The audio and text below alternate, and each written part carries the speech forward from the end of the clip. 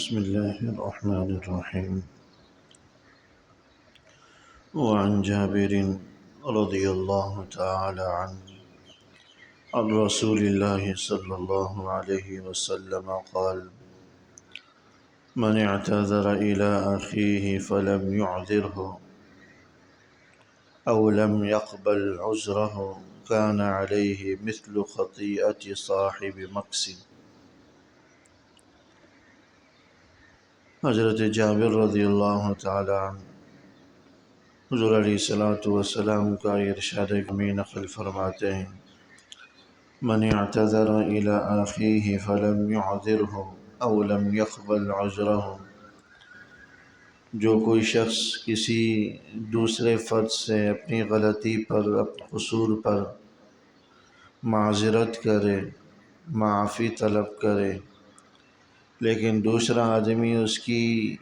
معافی اور اس کی معذرت کو اور اس کے عذر کو قبول نہ کرے، کان علیہ مثل خطیئۃ صاحب مکس،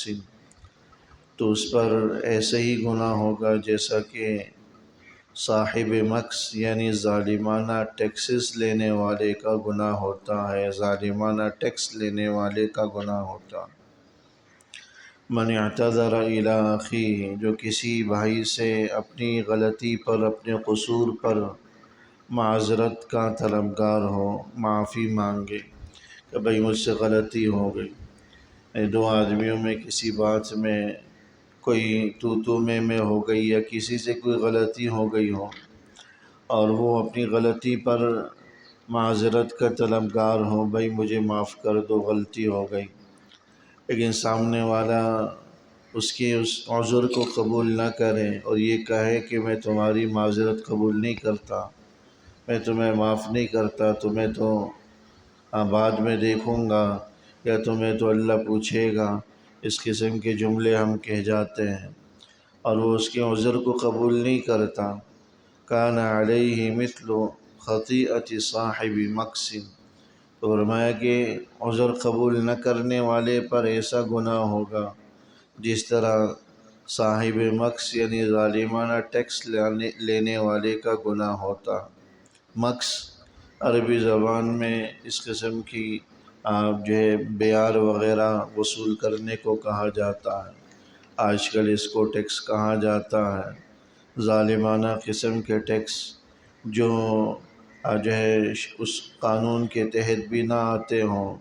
جس طرح کہ آج کل طرح طرح کے ٹیکسوں کی بھرمار ہے، لوگوں کا جینا دوبر ہو گیا، ادائیگیاں لوگوں کے لیے مشکل ہو گئی، اور دسیوں قسم کے انواع و اقسام کے ایسے ٹیکس جس کا کوئی قانونی جواز نہیں بنتا، ایسے ٹیکس جو ہے نا عائد کیے جا رہے ہوتے ہیں، تو یہ ظالمانہ قسم کے ٹیکس ہیں۔ اس کے بارے میں فرمایا بعض روایات کے اندر کہ ظالمانہ ٹیکس لینے والا یہ جنت میں داخل نہیں ہوگا، اس کو جنت کا داخلہ نصیب نہیں ہوگا، جنت میں اس کا دخول نہیں ہو سکے گا۔ تو گویا کہ جس آدمی نے دوسرے کی معذرت کو قبول نہیں کیا، معافی کو قبول نہیں کیا، تو اس کو بھی ایسے ہی گناہ ہوگا جس طرح صاحب ٹیکس، جس طرح ظالمانہ ٹیکس لینے والے کو ہوتا ہے کہ جنت میں داخلہ اس کو نصیب نہیں ہوتا، ایسے ہی اس آدمی کو جو دوسرے کی معذرت کو قبول نہ کرے۔ بعض روایات کے اندر آتا ہے کہ جو دنیا میں دوسرے کی عذر کو قبول کر لیتا ہے، اللہ کل قیامت والے دن اس کی عذر کو قبول کرے گا، اس کی غلطی کی معافی کو قبول کرے گا اور اسے معاف فرمائے گا۔ ہم میں سے کون ایسا ہے جو خطاؤں سے پاک ہو، غلطیوں سے پاک ہو؟ اللہ کی بارگاہ میں جب حساب و کتاب ہوگا تو سینکڑوں قسم کی ہماری غلطیاں اللہ کی بارگاہ میں سامنے آئیں گی، اس وقت ہم اللہ سے معافی کے طلبگار ہوں گے، تو ایسے لوگ اللہ کی معافی کے حقدار ہوں گے جو دنیا میں بھی لوگوں کو معاف کیا کرتے تھے، جو دنیا میں بھی لوگوں کی عذر کو قبول کر لیتے تھے، دنیا میں بھی لوگوں کی معذرت کو قبول کر لیتے تھے۔ تو اس قسم کی فضا ہمارے معاشرے کے اندر ہے کہ لوگ دوسروں کی عذر کو قبول ہی نہیں کرتے، اگر کوئی عذر کرتا ہے تو کہتے ہیں جھوٹ موٹ بول رہا ہے، یہ تو دل سے معافی نہیں مانگ رہا، یہ تو جھوٹ موٹ جو ہے نا اپنی غلطی پر، اپنی کوتاہی پر، اپنے قصور پر معافی کا طلبگار ہے۔ دل سے یہ نہیں مانگ رہا، صرف زبان سے کہہ رہا ہے، جھوٹ موٹ کہہ رہا ہے، طرح طرح کی باتیں کہہ جاتے ہیں۔ جھوٹ کہہ دینا یا دل سے معافی کا طلبگار نہ ہونا، یہ ایسی چیزیں ہیں جس کا تو علم صرف اللہ کو ہے۔ اگر وہ ظاہراً الفاظ میں معافی کا طلبگار ہے تو پھر دوسرے بندے پر لازم ہے کہ اس کی معذرت کو قبول کرے اور اسے یہ کہے کہ میں نے معاف کیا، اللہ ہم سب کو معاف کرے، اللہ ہم سب کی معافی کو قبول کرے، اللہ تعالی ہم سب کی معذرت کو قبول کرے۔ تو جو دوسروں کی معافی اور عذر کو قبول نہ کرے، اور یہ جو ہے فرمایا کہ صاحب مکس کی طرح گناہ ہو۔ بعض روایات کے اندر آتا ہے حضور علیہ السلام نے حضرات صحابہ سے فرمایا، کیا میں تمہیں بدترین شخص کے بارے میں نہ بتلاؤں، جو سب سے بدترین شخص؟ حضرات صحابہ نے عرض کیا کہ ضرور بتلائیے۔ آپ نے فرمایا کہ بدترین شخص وہ ہے جو کسی جگہ پڑاؤ کرے اور اپنے غلام اور اپنے ماتحتوں کو بیجا مارنا پیٹنا شروع کرے اور اپنی بخشش اور عطا سے لوگوں کو محروم رکھے۔ پھر حضور نے صحابہ سے پھر فرمایا کہ کیا اس سے بھی بدترین آدمی کے بارے میں تمہیں نہ بتاؤں؟ حضرات صحابہ نے عرض کیا کہ ضرور بتلائیے۔ فرمایا کہ اس سے بھی بدترین آدمی وہ ہے جو لوگوں کی معذرت کو قبول نہ کرے، عذر خواہی کو قبول نہ کرے۔ اگر کوئی اپنے قصور پر، اپنی کوتاہی پر معافی کا طلبگار ہے تو ہمیں چاہیے کہ اس کی معافی اور اس کے عذر کو قبول کریں۔ معافی اور معذرت قبول نہ کرنے والے کو صاحب مکس یعنی ظالمانہ ٹیکس لینے والے کی طرح قرار دیا۔ اس کی وجہ یہ ہے کہ جو ظالمانہ ٹیکس لینے والا ہے وہ بھی یہ نہیں دیکھتا کہ سامنے والا ٹیکس دینے کی طاقت بھی رکھتا ہے نہیں رکھتا، بس اس کو تو اپنا ٹیکس چاہیے، بھلے گھر بار بیچ کر جو ہے ٹیکس ادا کر کے، گھر کا ساز و سامان بیچ کر ٹیکس ادا کریں، اپنی ضروری چیزیں بیچ کر ٹیکس ادا کریں۔ ایسے واقعات حالیہ دنوں میں سننے میں آ رہے ہیں۔